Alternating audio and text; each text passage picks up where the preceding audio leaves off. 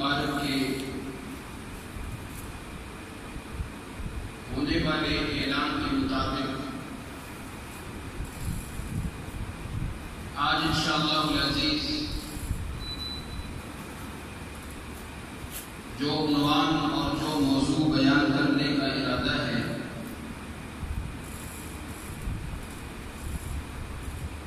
حضرت سیدنا ایوب علی نبینا وعلیہ الصلاۃ والسلام کا مختصر سا واقعہ اور قصہ آپ کی خدمت میں سنانے کا ارادہ ہے۔ اللہ رب العزت قرآن مجید کی صحیح سمجھ، صحیح فہم ہم سب کو نصیب فرمائے اور پھر قرآن سنت کے مطابق اپنے عقائد و نظریات پہ ہمیں محنت کر کے پابند رہنے کی توفیق نصیب فرمائے، آمین ثم آمین۔ سامعین محترم، قرآن مجید کی آیات بینات اللہ رب العزت نے کچھ احکام بیان کیے ہیں، کچھ مثالیں ارشاد فرمائی ہیں، اور کچھ آیات بینات میں اللہ نے سابقہ امتوں کے قصص اور واقعات سنا کے ہمارے دلوں کو مضبوط فرمایا ہے۔ یہ قرآن مجید کا ایک مستقل چیپٹر اور درس ہے۔ قرآن مجید کے کئی صفحات، کئی اوراق میں بڑے تفصیل سے اور بڑے اختصار سے اللہ واقعات، قصص اللہ بیان کرتے ہیں، اور وہ بھی کوئی بے فائدہ نہیں۔ سورہ ہود میں اللہ نے اس کی حکمت بھی بتا دی کہ میں یہ واقعات کیوں بیان کرتا ہوں۔ کُلًّا نَقُصُّ عَلَيْكَ مِنْ أَنْبَاءِ الرُّسُلِ مَا نُثَبِّتُ بِهِ فُؤَادَكَ۔ اے مکہ کے یتیم، عبداللہ کے در یتیم، آمنہ کے رفت جگر، خاتم النبیین، میرے پیارے پیغمبر صلی اللہ علیہ وسلم، پتہ ہے ہم آپ کو قرآن مجید میں سابقہ نبیوں کی قصے کیوں تلاوت کرتے ہیں، ہم انبیاء علیہ السلام کے واقعات کیوں سناتے ہیں۔ ما نثبت به فؤادک، کبھی آپ کا دل مطمئن ہونے لگے، طبیعت میں اطمینان آنے لگے، کوئی پریشانی آنے لگے، یہ کیا ہو رہا ہے، یہ کیا ہو رہا ہے، ہم آپ کو کبھی ایوب، کبھی ابراہیم، کبھی اسحاق، کبھی سلیمان صلوات اللہ علیہ اجمعین کے قصے سنا کے بعد نثبت به فؤادک، آپ کے دل پہ ہم مہر لگا دیں گے، آپ کے دل کو ہم ثابت کر دیں گے، آپ کبھی پریشان نہیں۔ یہ حکمت ہوتی ہے قرآن مجید میں قصے سنانے۔ ان سارے قصوں میں ایک قصہ ہے حضرت ایوب علیہ السلام کا۔ حضرت ایوب علیہ السلام اللہ کے نبیوں میں سے ایک نبی ہے، روم کے علاقے کے رہنے والے تھے، بڑا مال و دولت اللہ نے ان کو عطا فرمایا تھا، بڑی اللہ نے دولت کی ریل پہ لگا دی تھی، 7 بیٹے اور 7 بیٹیوں کی اولاد سے اللہ نے ان کی جھولی کو رنگین فرمایا تھا۔ گھوڑے، اونٹ، بکریاں، گائے، گدھے، ہر قسم کے جانوروں کی اللہ نے بہت زیادہ تعداد کر دی تھی۔ میں آج تفسیر میں پڑھ رہا تھا، ان کے علاقے کی ایک بہت بڑی وادی، جس وادی میں نشیبی اور زمینی جگہ بھی تھی، پہاڑی جگہ بھی تھی، اللہ نے اس ساری جگہ کی ملکیت ایوب دولت سے اللہ نے نوازا، بڑی دولت تھی، بڑے نرم دل کے مالک تھے، بڑے رحم دل تھے، غریبوں پہ، مسکینوں پہ، یتیموں پہ، ارامل عورتیں جو بیوہ ہو جاتی ہیں ان کی کفالت کیا کرتے تھے،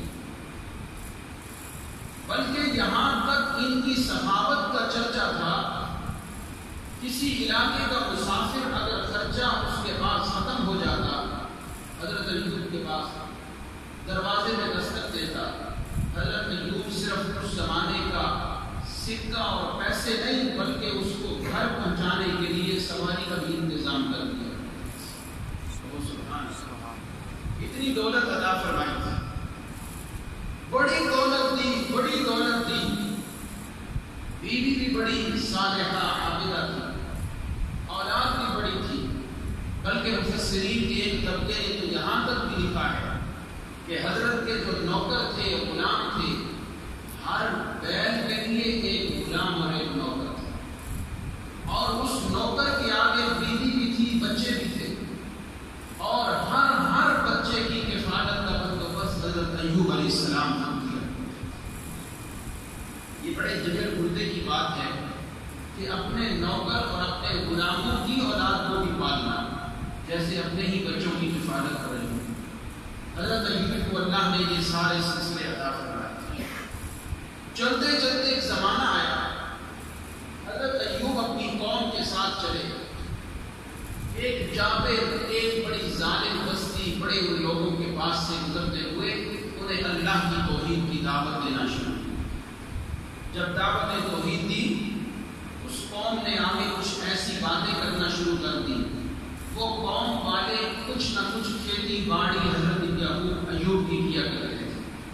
حضرت ایوب علیہ السلام کے دل میں کچھ نرمی آ گئی کہ یہ میری کھیتی باڑی کرتے ہیں، میری زمین میں ہل چلاتے ہیں، تو اپنا لہجہ مجھے تھوڑا سا دل نرم رکھنا چاہیے۔ بس اللہ جب کسی بات پہ گرفت کرنے کے لیے آتے ہیں تو چھوٹی سی بات پہ گرفت کرتے ہیں، اور جب معاف کرنے پہ آتے ہیں تو کئی پہاڑ اور کئی سمندر کے برابر بھی گناہ معاف فرما دیا کرتے ہیں۔ بس اتنی سی بات حضرت ایوب کی کہ وہ کھیتی باڑی کرنے کی وجہ سے دل میں نرم گوشہ آیا اور اپنی تقریر اور اپنی دعوت کو تھوڑا سا ہلکا کر لیا۔ اللہ نے فوراً ہی امتحانات کے بادل برسا کے حضرت ایوب کو امتحانوں اور آزمائشوں کے بادلوں میں اللہ نے انہیں مبتلا فرمایا۔ سنیے، بڑا لطف آئے گا یہ واقعہ سنیے۔ ہم نے صرف سنانے والے نے اپنے سناتے ہوئے اور سننے والوں نے بس سن کے مزے دے دیے نا، بلکہ ان واقعات کے اندر ہماری نظریاتی سرحدوں کے لیے اللہ نے روشنی پیدا فرما دی۔ بہت سبحان اللہ، یہ میں لفظ بول رہا ہوں، ان واقعات کے بیان کرنے میں ہماری جو نظریاتی سرحدیں ہیں، ان نظریاتی سرحدوں کو اللہ نے مضبوط فرما دیا۔ کیسے؟ حضرت ایوب کا پورا قصہ ہمارے عقیدے کی ایک سرحد کو پکا کر رہا ہے کہ لوگوں پکارے سننے والا صرف کون ہے؟ اللہ۔ اللہ کے سوا کوئی پکارے سننے والا کوئی نہیں، اللہ کے سوا کوئی تکلیف دینے والا نہیں، تکلیفیں دیتا بھی وہ ہے اور نکالتا بھی صرف اللہ۔ سبحان اللہ۔ حضرت ایوب پریشان ہو گئے، اللہ کی طرف سے امتحان آنا شروع ہوا۔ سب سے پہلے وہ مال، اتنی کثرت، اللہ نے مال دینا شروع کر دیا، مال واپس دے دیا، اولاد بھی اللہ نے دے لی، اولاد فوت ہونا شروع ہوئی، اور بدن کے اندر بھی بیماری آ گئی۔ یاد رکھنا کون سی بیماری؟ اللہ کی پناہ لکھنے والوں نے تو یہاں تک قلم چلایا ہے اور جسارت کی ہے، لیکن الامان والحفیظ لکھنے والوں نے یہ بھی لکھا ہے حضرت ایوب کے بدن میں کیڑے پڑ گئے، اور وہ کیڑے نیچے گرتے تھے، بدبو آتی تھی، لوگوں نے بدبو کی وجہ سے اپنے علاقے سے نکال دیا۔ انا للہ و انا الیہ راجعون۔ ایسے واقعات نبیوں کے بارے میں ہم تصور بھی نہیں کر سکتے۔ نبی کا وجود اللہ کے ہاں سب سے پیارا ہوتا ہے، اور اس وجود کی پھر اس طرح گستاخی ہونے لگے، اس کو ہم برداشت کیا تسلیم کرنے کے لیے ایک لمحہ بھی نہیں پایا۔ حضرت ایوب علیہ السلام پہ آزمائش شروع ہو گئی، امتحان شروع ہو گئے۔ اولاد اللہ نے لینا شروع کر دیا، مال کو لینا شروع کر دیا، بدن کے اندر بیماری آئی۔ کون سی بیماری؟ اللہ نے ان کو گھٹنوں میں درد کی بیماری میں مبتلا فرما دیا۔ نبی کے اوپر جب ایسی بیماری نہیں آتی کہ ظاہری طور پہ اس کی توہین ہونا، اور یاد رکھنا جو نبوت کے جھوٹے دعوے کرنے والے جب مرتے ہیں ان کی موت بھی اللہ کہاں عطا کرتے ہیں جہاں انسان سوچ بھی نہیں سکتا۔ اور ہمارے پیارے پیغمبر پہ جب موت کا وقت آیا اللہ نے اس حجرے کو روضۃ من ریاض الجنہ بنا دیا۔ سبحان اللہ۔ حضرت ایوب کو گھٹنوں کی بیماری میں مبتلا فرمایا۔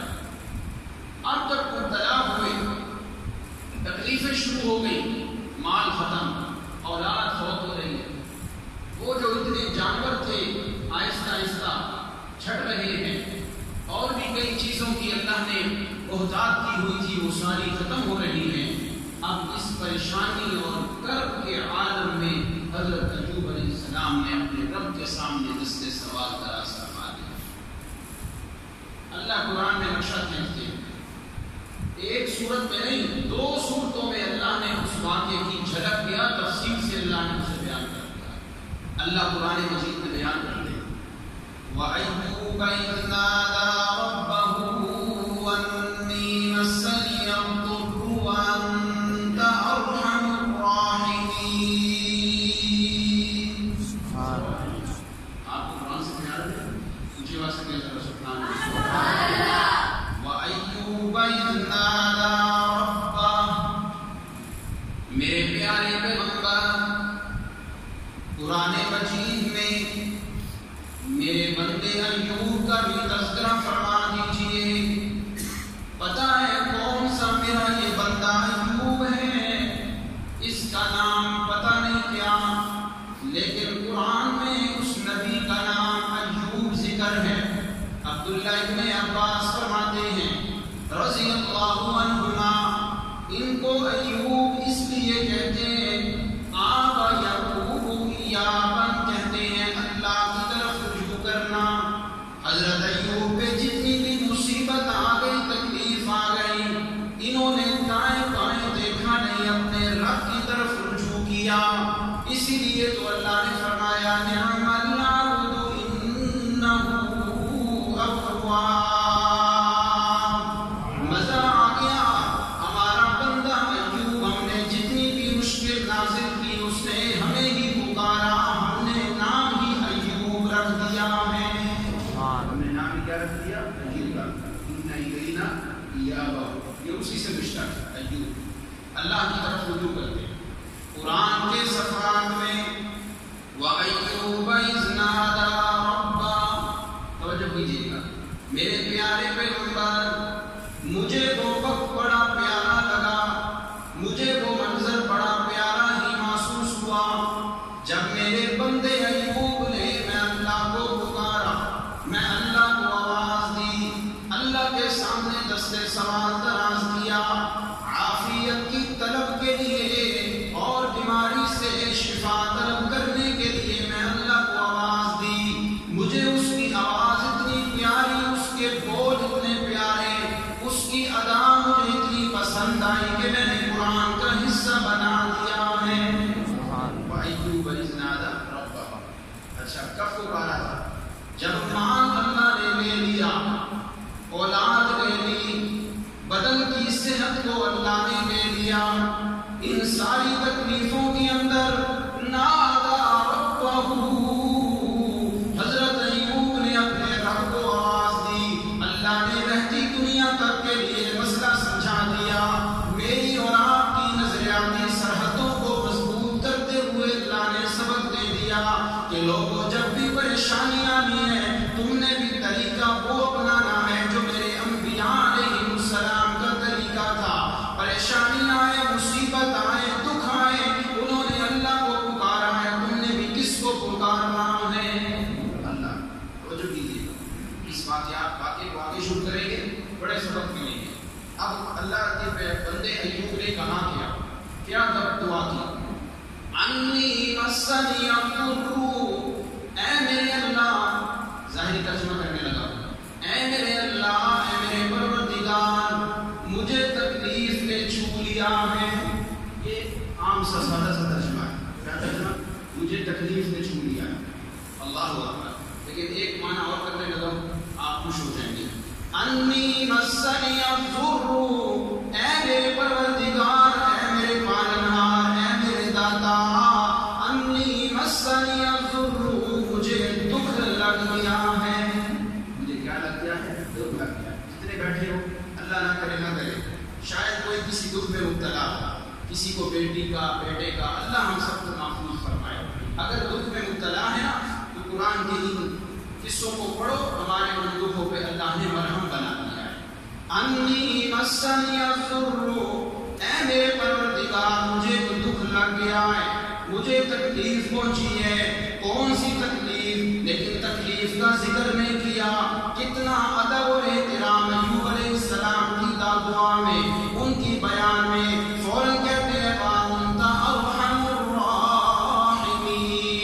میری تکلیف جتنی بھی بڑی ہو جائے، میں نے جس کے سامنے دستے سوال دراز کیا ہے وہ تو سارے مہربانوں کا بھی سردار ہے.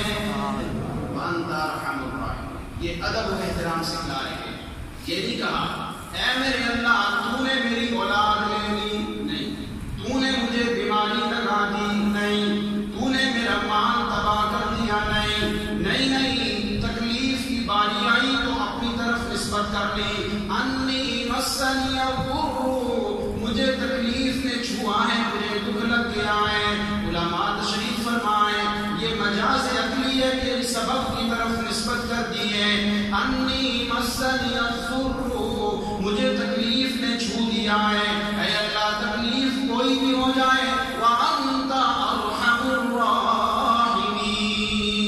ماں کے قدموں میں بھی وہ مزہ نہیں جو تیرے در میں سجدے میں مزہ آیا کرتا ہے. ماں کے قدموں میں بھی وہ مزہ نہیں جو تیرے در میں جھکنے میں مزہ آتا ہے. میں کل مطالعہ کر رہا تھا، ایک جملہ کسی نے لکھا مجھے بڑا پیارا لگا. سجدے کی خوبصورتی اسی لیے زیادہ ہے، سجدہ اسی لیے زیادہ بڑی عبادت ہے کہ بندہ بات زمین پہ کرتا ہے اور اللہ اس بات کو عرش میں سن لیا کرتے ہیں. سجدے میں اسی لیے دعائیں زیادہ قبول ہوتی ہیں کہ اس پہ کہی ہوئی بات کہیں تو زمین پہ جاتی ہے، ناک زمین پہ رکھ کے کی جاتی ہے، لیکن اللہ سنتے اس کو کہاں پہ ہے؟ عرشوں پہ سنتے ہیں. اللہ اکبر. توجہ، یہ انبیاء کا انداز. یہ نہیں فرمایا تو نے مجھے بیمار کیا. انی مسنی الضر، اے میرے پروردگار مجھے دکھ لگ گیا ہے، مجھے تکلیف پہنچی ہے. یہ انداز تو اور نبیوں کی دعا میں بھی نظر آتا ہے. حضرت ابراہیم کی دعا کا ذکر آیا، انہوں نے بھی فرمایا وَإِذَا مَرِضْتُ فَهُوَ يَشْفِينِ. یہ نہیں فرمایا کہ جب میرا اللہ مجھے بیمار کرتا ہے، نہیں. فرمایا جب میں بیمار ہو جاتا ہوں وہ شفا دیتا ہے. بیماری کا ذکر آیا تو اپنی طرف نسبت کی، اللہ کی طرف نہیں. مسئلہ سمجھا دیا کہ ادب و احترام اللہ کو بڑا پسند ہے. سبحان اللہ. اور بھی کئی مثالیں ہیں، کہیں بات لمبی نہ ہو جائے. انی مسنی الضر، سبحان اللہ. تفسیر قرطبی نے انی مسنی الضر پہ 15 باتیں لکھی. میں صرف 4-5 باتیں آپ کے سامنے ذکر کروں گا. حضرت ایوب نے یہ کیوں فرمایا انی مسنی الضر، اے اللہ مجھے تکلیف پہنچی ہے، مجھے دکھ پہنچا ہے، مجھے دکھ میں یا اللہ مبتلا ہونا پڑ گیا ہے. یہ کب فرمایا؟ 15 اقوال امام قرطبی رحمۃ اللہ علیہ نے لکھے. میں صرف 4-5 ذکر کرتا ہوں. پہلے نمبر پہ امام قرطبی فرماتے ہیں حضرت ایوب نے یہ جملہ کیوں بولا انی مسنی الضر. جتنے بیٹھے ہو نا کسی پریشانی میں دکھ میں مبتلا ہو، یہ دعا خود بھی اور دوسروں کو بھی بتایا کرو. ربی انی مسنی الضر وانت ارحم الراحمین. سبحان اللہ. حضرت ایوب نماز پڑھنے لگے. نماز پڑھتے ہوئے جب رکوع میں گئے، سجدے میں گئے، دوبارہ جب کھڑے ہونے لگے، گھٹنوں میں اتنی شدید تکلیف، اتنی شدید بیماری ہے کہ کھڑے نہ ہو سکے، عاجز ہو گئے. کھڑے نہ ہو سکے، کھڑے ہونے کی ہمت نہیں. یہاں میں مسئلہ بھی سمجھاتا چلوں، میرا تعلق اشاعت و توحید و سنت سے ہے. اور پیغمبر جب عاجز ہو گیا، کھڑا نہیں ہو سکا، اللہ نے دنیا والوں کو مسئلہ سمجھا دیا کہ سپر پاور ایک اللہ کی ذات ہے.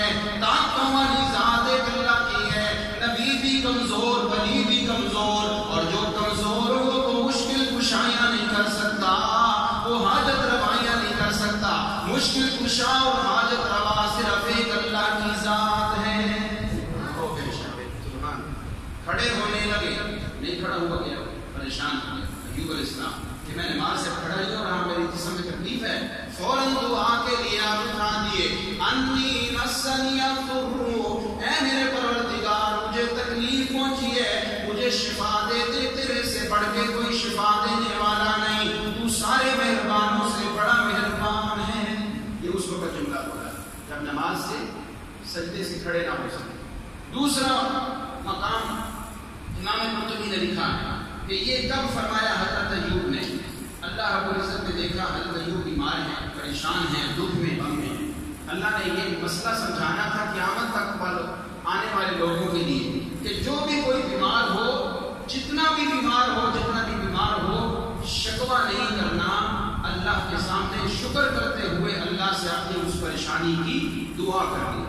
حضرت ایوب علیہ السلام نے رب انی مسنی الضر، اے میرے اللہ مجھے تکلیف پہنچی ہے، میرے 7 بیٹے تھے وہ بھی فوت ہو گئے، 7 بیٹیاں تھیں وہ بھی فوت ہو گئیں، اولاد نظر نہیں آ رہی، میری بیوی باقی ہے، اب کھانے کے لیے بھی کچھ نہیں، پینے کے لیے بھی نہیں، مال کی بڑی دولت کی بڑی رین پین تھی اب نظر نہیں آ رہی۔ اللہ نے اپنے پیغمبر کی زبان سے یہ جملہ جاری کروا کے قیامت تک کے لیے سبب بنا دیا، جب بھی کوئی مشکل آ جائے شکوہ نہیں کرنا، اللہ کے سامنے شکایت نہیں کرنی، اللہ کے سامنے عاجزی سے دعا کرنی ہے۔ رب انی مسنی الضر، اے اللہ اس تکلیف کو تو نے بھیجا ہے، دور کرنے والا بھی تیری ذات ہے، ہم نہ دائیں نہ بائیں نہ آگے نہ پیچھے کسی کی پکار نہیں کریں گے، ہم نے اس مشکل میں تجھے ہی پکارنا ہے۔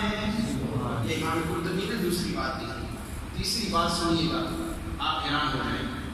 تیسری وجہ لکھی ہے امام قرطبی نے، یہ جملہ کیوں بولا حضرت ایوب علیہ السلام؟ آپ یقین کریں، آپ کے سامنے مطالعہ کر کے آتا ہوں، اس وقت میرے دماغ میں مفسرین کی باتوں کے اتنے بادل اڑا رہے ہیں، یہ بات بیان کروں یہ کروں یا یہ کروں۔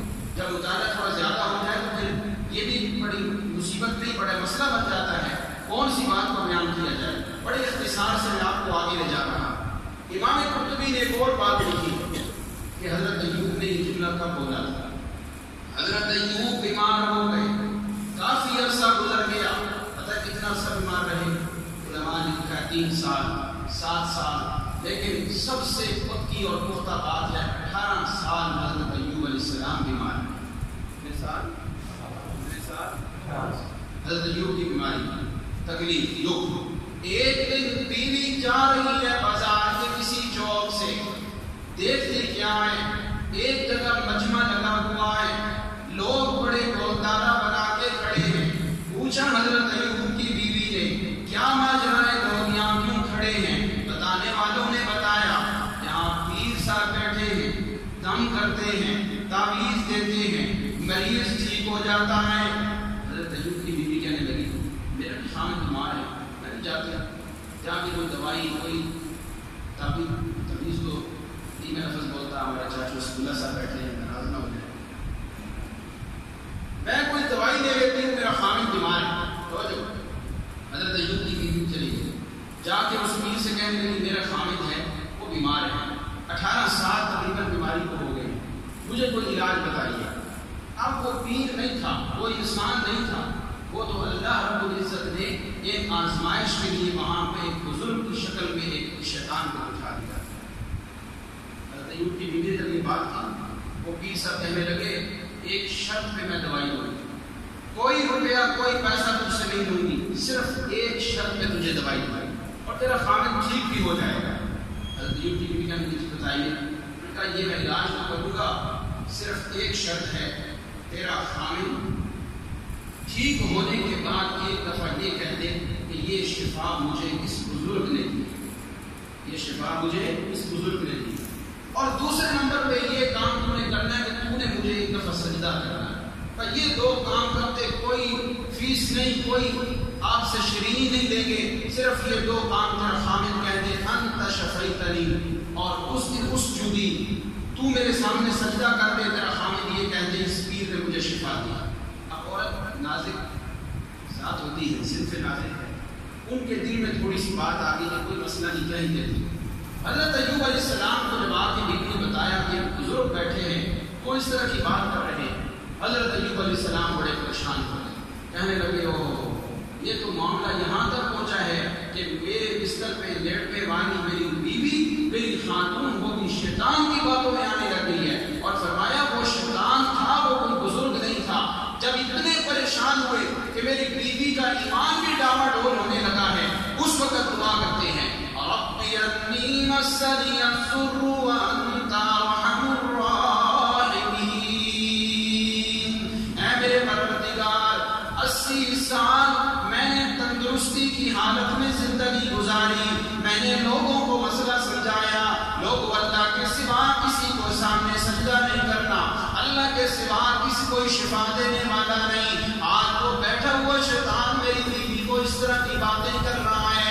اللہ میں اتنا پریشان ہوں کہ میری بیوی کا ایمان اگر اس وقت خراب ہو جاتا, ہلاک ہو جاتا, میں نے تو اس بیوی کو چھوڑ دینا تھا. حضرت ایوب کہتے ہیں اللہ میں اس بیوی کو چھوڑ دیتا, میری خدمت کون کرتا, میں اتنا پریشان ہوں, کیسے حالات آ گئے ہیں. انی مسنی الضر, کتنی بھی پریشانی آ جائے, وانت ارحم الراحمین, تیرے سوا اس پریشانی کو دور کرنے والا کوئی نہیں.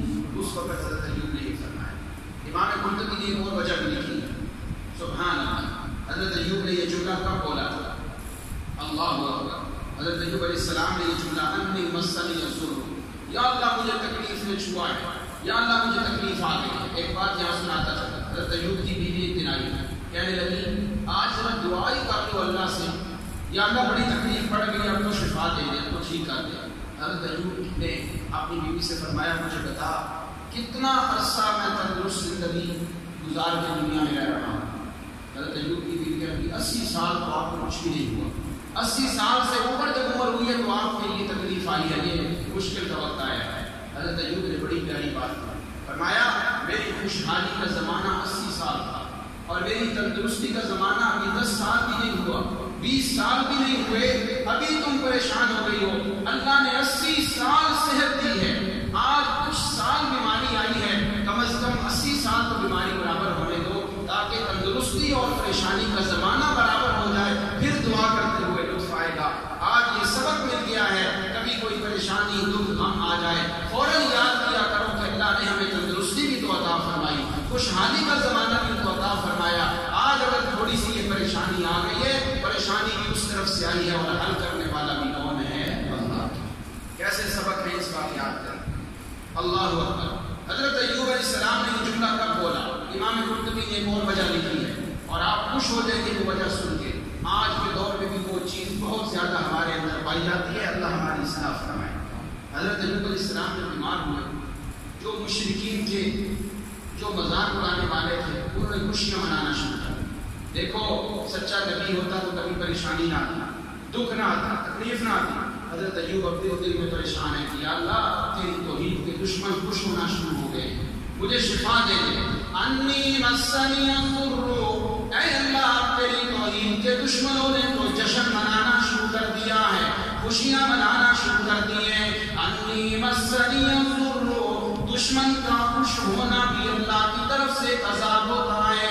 وانت ارحم الراحمین, جتنی بھی پریشانی آ جائے تیرے سوا کوئی شفا دینے والا نہیں ہے. بات آگے بڑھاتے ہیں. یہ مقامات ہیں. حضرت ایوب علیہ السلام نے اللہ سے یہ دعا مانگی. اب اللہ کیا فرماتے ہیں؟ اللہ فرماتے ہیں فاستجبنا له, ایوب کی پکار کو سننے والا کون ہے؟ اونچی آواز. حضرت ایوب کی پکار کو سننے والا کون ہے؟ اللہ کی ذات ہے. فاستجبنا له, اللہ فرماتے ہیں ہم نے ایوب کی دعا کو قبول کر لیا, حضرت ایوب کی دعا کو رنگ لگا دیا. یہاں میں ایک مسئلہ سمجھا دوں. بعض لوگ اعتراض کرتے ہیں انی مسنی الضر, یہ حضرت ایوب کی دعا یہ تو شکوہ تھا, مجھے تکلیف پہنچی, میں بیمار ہو گیا. نہیں, مفسرین نے جواب دیا اگر یہ شکوہ ہوتا اللہ فاستجبنا له کبھی نہ فرماتے. فاستجبنا کا معنی ہے ہم نے اس کی دعا کو رنگ لگا دیا. معلوم ہوا اللہ سے صحت مانگنا, اللہ کے سامنے اپنی دکھ دکھوں کا اظہار کرنا یہ شکوہ نہیں ہوتا، یہ تو دعا ہوتی ہے۔ حضرت ایوب کی دعا کو اللہ نے رنگ دے لگایا، فاستجبنا لہ، ہم نے ایوب کی دعا کو قبول کیا، فکشفنا ما بہ من ضر، جو بھی تکلیف اور دکھ آیا اللہ فرماتے ہیں ہم نے ایوب کی سارے دکھوں کو دور کر دیا تھا۔ فکشفنا ما، آگے قرآن کا جملہ بڑا پیارا ہے، وآتیناہ اہلہ ومثلہم معہم رحمۃ من عندنا، اللہ فرماتے ہیں ہم نے حضرت ایوب پہ اتنی رحمت فرمائی، ہم نے ان کا اہل و عیال بھی دوبارہ زندہ کر دیا، اور صرف اہل و عیال نہیں، جتنی چیزیں پہلے اللہ نے دی تھی اس سے دگنی چیزیں ایوب کی جھولی میں ڈال دی۔ صرف وجہ کیا تھی؟ انہوں نے مشکل میں کس کو پکارا تھا؟ اللہ۔ انہوں نے بھروسہ کس پہ کیا تھا؟ اللہ۔ اللہ کیا کہتے ہیں؟ وَآتَيْنَاهُ أَهْلًا، ہم نے ان کو اولاد بھی دے دی، ان کو جانور بھی دے دیے، ان کو مال بھی دے دیا۔ مڈیالہ کے لوگوں حیران ہو جائیں گے یہ بات سن کے، حضرت ایوب کو اللہ نے 2 باغ عطا فرمائے تھے، ایک باغ گندم کا، دوسرا باغ جو کا، دونوں باغ ہیں، گندم اور جو دی ہے۔ جب اللہ نے شفا دی، صحت عطا فرمائی، اللہ نے 2 بادلوں کو آسمان پہ بھیجا، ایک بادل نے گندم پہ آ کے جب پانی برسایا اس میں سونا بھی برسنے لگ گیا، اور دوسرے بادل پہ پانی جب برسنا شروع ہوا تو اس میں چاندی اللہ نے بہا دی۔ اللہ نے فرمایا وآتیناہ اہلہ ومثلہم معہم رحمۃ من عندنا، جتنا پہلے دیا تھا حضرت ایوب کے صبر کی برکت سے اللہ نے بڑھا کے دگنا مال و دولت بھی عطا کر دیا۔ یہ ان کے صبر کی برکت ہے، یہ ان کی گری اور زاریہ اللہ رب العزت کے سامنے اپنے آپ کو پیش کرنا صبر کے ساتھ، یہ اس کی برکت ہے۔ آج میں پڑھ رہا تھا حضرت اکرمہ بہت بڑے تابعی ہیں، حضرت مجاہد بہت بڑے تابعی ہیں، مفسر قرآن بھی ہیں، وہ فرماتے ہیں حضرت ایوب کو اللہ نے ایک فرشتہ بھیجا اور فرمایا آپ کی جو اولاد فوت ہو گئی ہے، جو ہم نے اہل و عیال لے لیے ہیں، بتائیں ہم آپ کو دنیا میں دے دیں یا ان کو جنت میں سنبھال کے رکھیں؟ اللہ نے پھر کیا کیا؟ فرمایا وآتیناہ اہلہ، ہم نے ان کو ان کے اہل و عیال دوبارہ دے دیے آخرت میں، ومثلہم معہم، اور انہی جیسے پھر اہل و عیال دنیا میں بھی ہم نے عطا فرما دی، ان کے بچے جنت میں بھی زندہ اور یہاں بھی دوبارہ ہم نے زندہ کر دیے، وہی بیوی دوبارہ اس سے اولاد پیدا ہو گئی۔ یہ دوبارہ زندہ کیوں ہوئے؟ ہمارا تو عقیدہ ہے ایک دفعہ جب موت آ جائے اس دنیا میں پھر دوبارہ زندہ نہیں ہونا، یہ دوبارہ کیوں زندہ ہوئے؟ یہ تو ہمارے عقیدے کے خلاف بات ہو رہی ہے۔ نہیں، مفسرین فرماتے ہیں وہ بچے جب فوت ہوئے تھے اپنی عمر پوری ہونے سے پہلے وفات پا گئے تھے، اللہ نے ان کی عمر کو باقی پورا کرنا تھا تو اس لیے اپنی قدرت سے دوبارہ انہیں زندہ فرما دیا تھا۔ وآتیناہ اہلہ ومثلہم معہم رحمۃ من عندنا، یہ سارے واقعے کو ذکر کر کے اللہ فرماتے ہیں یہ دوبارہ رونقیں ایوب کے پاس کیوں لگ گئی؟ رحمۃ من عندنا، پہلے بھی ہماری رحمت تھی اب بھی ہماری رحمت ہے۔ پہلے بھی کس کی رحمت تھی؟ اللہ کی، اب بھی یہ دوبارہ چیزیں کب ملی؟ جب اللہ کی رحمت ہوئی۔ اور دوسرا فائدہ کیا ہے؟ وَذِكْرَىٰ لِلْعَابِدِينَ، اللہ فرماتے ہیں حضرت ایوب کا یہ واقعہ کیوں ہم قرآن میں سنا رہے ہیں؟ وَذِكْرَىٰ لِلْعَابِدِينَ، میرے جو عبادت گزار بندے ہیں یہ واقعہ پڑھ کے اپنے دل کو صبر میں رکھیں گے، اپنے دل کو حوصلے میں رکھیں گے۔ آج میری صحت خراب ہو گئی، پریشان نہیں ہونا، ایوب علیہ السلام کی صحت کے ساتھ بھی کیا ہوا؟ میرا مال، میری اولاد، میری دکان، میری تجارت، میرا کاروبار، آج اگر ماند پڑ رہا ہے تو پریشان نہیں ہونا۔ وَذِكْرَىٰ لِلْعَابِدِينَ، یہ سارے واقعات سنا کے اللہ اپنے بندوں کے دلوں کو پختہ کرنا چاہتے ہیں۔ سبحان، یہ ایوب علیہ السلام کا واقعہ ہے۔ ہمارے لیے اس میں فائدہ ہے کہ جب بھی مشکل آئے گی ہم نے ان واقعات کو دیکھ کے اپنے دل کو حوصلے میں رکھنا۔ اسی واقعے کی کچھ جھلک 23ویں پارے میں اللہ رب العزت بیان کرتے ہیں۔ وَاذْكُرْ عَبْدَنَا أَيُّوبَ إِذْ نَادَىٰ رَبَّهُ أَنِّي مَسَّنِيَ الشَّيْطَانُ بِنُصْبٍ وَعَذَابٍ، میرے پیارے مجید میں ہمارے بندے ایوب کا بھی تذکرہ فرما دیجئے. جب ان پہ مشکل آئی، جب ان پہ مصیبت آئی، انہوں نے اتنی خوبصورت پکار کی کہ وہ پکار ہم نے قرآن کے صفحوں میں نوٹ کرنی ہے. اللہ فرماتے ہیں انی مسنی الشیطان بنصب وعذاب. اس بندے کا ادب و احترام اتنا اعلیٰ، اتنا بلند، اتنی پریشانی آئی، اللہ کی طرف نسبت نہیں کی بلکہ فرمایا مولا یہ شیطان نے مجھے تکلیف پہنچائی ہے، شیطان کی وجہ سے یہ مجھے دکھ پہنچا ہے. کس طرح میں تفصیل بیان کر چکا ہوں. شیطان دکھ تو نہیں پہنچا سکتا، دکھ لگانے والی ذات بھی اللہ کی ہے. وہ سبب بنا تھا، سبب بنا تھا. اس سبب کو ذکر کرتے ہوئے قرآن میں فرمایا انی مسنی الشیطان بنصب وعذاب. اب توجہ کیجیے، حضرت ایوب کی بیوی وہ جو بزرگ بیٹھا ہوا تھا اس کے پاس جب گئی، آپ حضرت ایوب کو بتاتی ہے کہ وہ ایک بزرگ ہے، علاج کرے گا، ٹھیک ہو جائیں گے. حضرت نے فرمایا کہ وہ تو شیطان تھا، اور پھر ساتھ ہی قسم اٹھا لی. فرمایا اگر میں ٹھیک ہو گیا میں تجھے 100 کوڑے ماروں گا. تو اس شیطان کے پاس کیوں گئی ہے؟ اس بزرگ کے پاس وہ جو ظاہری تھا وہ تو شیطان ابلیس سے کیوں گئی ہے؟ میں تجھے 100 کوڑے ماروں گا. حضرت ایوب علیہ السلام جب دعا قبول ہوئی، اب دوبارہ کوئی رحمتیں آنے لگی. اللہ رب العزت نے فرمایا ارقص برجلک ھذا مغتسل بارد وشراب. سبحان اللہ. جب تکلیف دور ہونے لگی، اب خوشیوں کا وقت آنے لگا ہے. اللہ نے فرمایا میرے بندے ایوب اپنی پاؤں کی ایڑی زمین پہ مارے، پاؤں زمین پہ مارا، ایک چشمہ نمودار ہوا. بعض مفسرین لکھتے ہیں پہلے چشمہ نمودار ہوا، 40 قدم چلے، پھر ایڑی ماری، پھر چشمہ نمودار ہوا. واقعہ کوئی بھی ہو، قرآن کہتا ہے ارقص برجلک، اپنی ایڑی زمین پہ مارے. ھذا مغتسل بارد وشراب. یہ ٹھنڈا پانی ہے، پینے کے لیے پانی ہے، غسل کرنے کے لیے پانی ہے. میرے بندے ایوب غسل کر لے، تیری ظاہری بیماریاں ٹھیک ہو جائیں گی، اور اس پانی کو نوش فرمائے آپ کے اندر کی بیماریاں بھی ٹھیک ہو جائیں گی. حضرت ایوب کو اللہ دوبارہ صحت دے رہی ہے. انہوں نے کس کو پکارا تھا؟ اللہ کو. تو پھر پکارے سننے والی ذات کس کی ہے؟ اللہ. توجہ کیجیے، اللہ فرماتے ہیں وَوَهَبْنَا لَهُ أَهْلًا، ہم نے اہل و عیال بھی دے دیے، وَمِثْلَهُمْ مَعَهُمْ، اور ان جیسے پھر اللہ نے اور بھی عطا کر دیے. رحمتاً منا، یہ ہماری رحمت ہے، یہ ہماری کرم، ہمارے کرم ہے، یہ ہماری مہربانیاں ہیں. وَذِكْرَىٰ لِأُولِي الْأَلْبَابِ، جن کے عقل، جن کے دل، جن کے سروں میں، جن کے دلوں میں اللہ نے دماغ و فہم کی دولت رکھی ہے، یہ واقعات سن کے وہ نصیحت حاصل کریں گے کہ مشکلیں بھیجنے والی ذات بھی اللہ کی ہے اور دور کرنے والی ذات بھی اللہ کی ہے. اب حضرت ایوب پریشان ہے کہ میں نے بیوی کو 100 کوڑے مارنے ہیں، قسم جو اٹھائی ہے.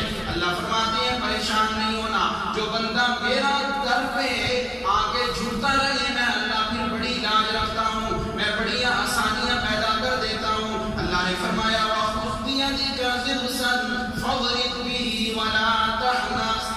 آپ ایسے کریں، کوڑے نہ ماریں. کس صنف نازک ہے، اس کی بڑی نیکیاں ہیں. اتنے زمانے میں، بیماری کے زمانے میں آپ کی بیوی نے چھوڑا نہیں. آپ ایسے کریں، گھاس کے 100 تنکے لے کے ان کا ایک میٹھا سا بنا کے ایک ہی دفعہ بیوی کو ماریں، وہ 100 تنکے ہوں گے، تو سمجھے 100 کوڑے، آپ کی قسم بھی پوری ہو جائے گی اور میں اللہ بھی راضی ہو جاؤں گا. سبحان اللہ. یہ آسانیاں ہو گئی. آگے اللہ کی طرف سے اب لقب ملنے لگا ہے، انعام ملنے لگا ہے. اللہ فرماتے ہیں اِنَّا وَجَدْنَاهُ صَابِرًا. 18 سال حضرت ایوب پہ مشکل وقت رہا، 18 سال پہ بڑی مشکلات کی گھڑیاں رہی. حضرت ایوب اِنَّا وَجَدْنَاهُ صَابِرًا، ہر وقت ہم نے ان کی زبان سے کلمہ شکر ہی سنا، ہم نے کلمہ شکر کے علاوہ کوئی اور بات نہیں سنی. اللہ فرماتی ہے ان کا اتنا صبر، اتنا صبر. نعم العبد انہ اواب. صبر تو سارے کرتے ہیں، حضرت ایوب کا صبر دیکھ کے اللہ نے ایک لقب دے دیا، نعم العبد. اور یہ تو میرا بہت ہی پیارا بندہ ہے، اس لیے کہ اس نے ہر گھڑی میری ذات کو ہی پکارا ہے. انہ اواب، اللہ ہی کو پکارا ہے. نعم العبد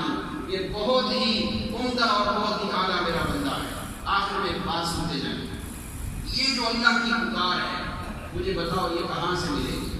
عیسائیوں کے چرچ میں جاؤ گے وہاں سے ملے گی؟ وہ تو کہتے ہیں خدا تین ہے، حضرت عیسیٰ ہے، ان کی ماں مریم ہے، اور اللہ رب العزت کی ذات ہے۔ بتاؤ یہ توحید ہے؟ انصاف سے بتائیں، اونچی آواز سے بولے ذرا میرے بھائی، اونچی آواز سے بولے، یہ توحید ہے؟ اللہ وحدہ لا شریک ہے، اس کا کوئی شریک نہیں، نہ ذات میں نہ صفات میں۔ آپ گردوارے میں جائیں وہاں توحید ملے گی تمہیں؟ نہیں۔ آپ کسی مندر میں جائیں وہاں توحید ملے گی؟ وہاں تو اوروں کے آگے جھکنا پڑے گا۔ بڑے افسوس کی بات ہے، بڑے افسوس کی بات ہے، آج مندر تعمیر کیے جاتے ہیں اور مسجدیں شہید کی جاتی ہیں۔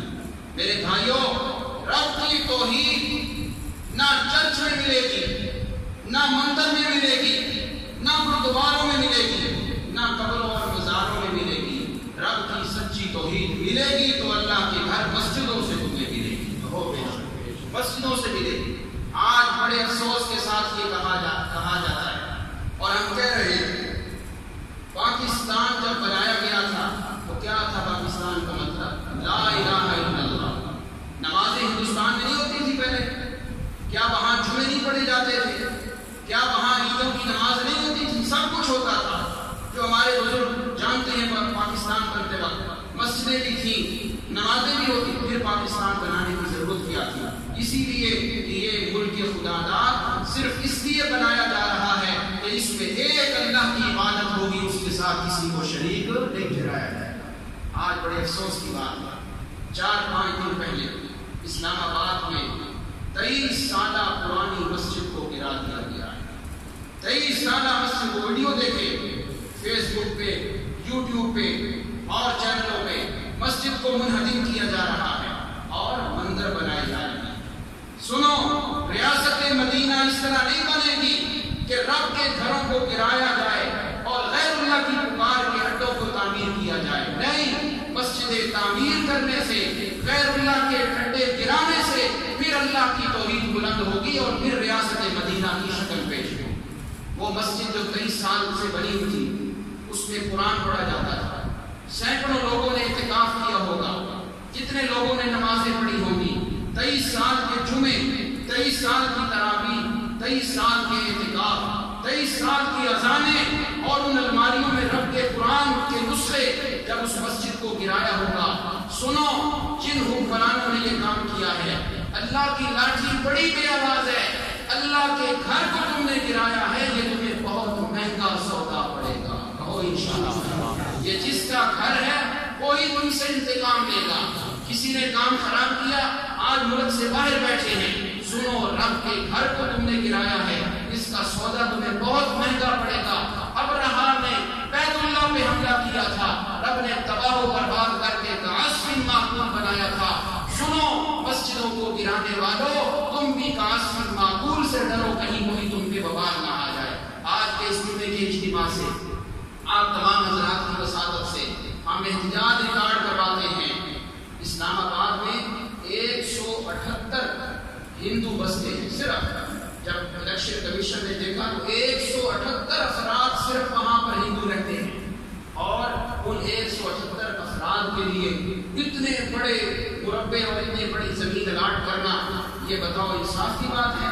اور لال مسجد کو بند کرنا اس لیے کہ حکومت کی جگہ پہ ہے، یہ انصاف کی بات ہے؟ ہم سب احتجاج ریکارڈ کرواتے ہیں۔ ریاست مدینہ اگر بنانی ہے تو اس مندر کو ختم کرنا ہوگا اور اس مسجد کو از سر نو تعمیر کرنا ہوگا۔ ہم تعریف کرتے ہیں اللہ رب العزت ہم سب کو اتنی ہمت عطا فرما دے، اتنی جرأت عطا فرما دے، ہم اپنے ہاتھوں سے اس اللہ کے گھر کو دوبارہ تعمیر کریں اور ان مندروں کو گرا دیں۔ ہم ابھی بھی حکمرانوں کو دعوت دیتے ہیں، ہم نے ہر موقع پہ آپ کا تعاون کیا ہے۔ کرونا کی بات آئی، ہمارے لاکھوں روپے لگ کے وفاق المدارس کی فیسیں جمع ہوئی تھی، ہم نے تاریخوں کو بدل دیا، امتحان نہیں کروائے۔ ہمارے دورہ تفسیر ہونے تھے، حکومت کا ساتھ دیتے ہوئے دورہ تفسیر کی وہ ظاہری شکل ہم نے بدل دی، اس طرح نہیں پڑھوائے۔ رمضان کے جمعے دیکھ لو، رمضان کے پروگرام دیکھو، حکومت سے کہتے ہیں ہم ہر موقع پہ آپ کا تعاون کرتے رہے، علماء دیوبند نے آپ کا تعاون کیا ہے، آپ کو بھی اسی طرح انصاف کی حدیں برقرار رکھتے ہوئے تعاون کرتے ہوئے اس مندر مندر کی تعمیر کو ختم کرنا ہوگا، اس فیصلے کو واپس لینا ہوگا، اور اس اللہ کے گھر کو جو مسجد پرسوں گرائی گئی ہے اس کو دوبارہ تعمیر کرنا یہ آپ کا فرض بنتا ہے اور آپ کا حق بنتا ہے۔ ان بطش ربک لشدید، ان عذاب ربک لواقع۔ رب کی جب پکڑ آتی ہے پھر اللہ رب العزت ظاہری طور پہ پکڑ کرتے ہیں، لیکن اس سے پہلے جب اللہ رب العزت تباہ و برباد کرنے کے منصوبے جب اللہ بناتے ہیں تو پھر اللہ کے سامنے کوئی نہیں آ سکتا۔ مجھے بتاؤ، ایک آدمی اپنا سر پہاڑ کے ساتھ ٹکرائے، پہاڑ کا نقصان ہوگا یا اپنا سر پھٹ جائے؟ اپنا ہی سر۔ اور اسی طرح ایک آدمی سمندر میں، دریا میں پانی کی موجوں سے کشتی کرنے لگے، بتاؤ پانی کی موجیں دب جائیں گی یا وہ بندہ تباہ ہو جائے گا؟ بندہ تباہ ہوگا۔ مساجد مدارس سے ٹکر لینا یوں سمجھو جیسے پہاڑ کے پتھروں سے سر مارنا ہے۔ پانی کی موجوں سے کشتی کرنی ہے، وہ موجیں نہیں دبیں گی، خود بندہ دب جائے گا، وہ پہاڑ کے پتھر نہیں ٹوٹیں گے، خود انسان کا نام مٹ جائے گا۔ ایسے ہی مساجد اور مدارس اللہ کے گھر ہیں، ان گھروں کی حفاظت کرنا حکمرانوں کا فرض ہے، نہ یہ کہ ان کو گرایا جائے اور مندروں کو تعمیر کیا جائے۔ اللہ رب العزت کی کلمات میں خیر و برکت کا نزول فرمائے، ہمارے حکمرانوں کو اللہ ہدایت نصیب فرمائے، اور اللہ رب العزت امیر المومنین حضرت عمر جیسی کوئی مثال دوبارہ پیدا فرما دے۔ اللہ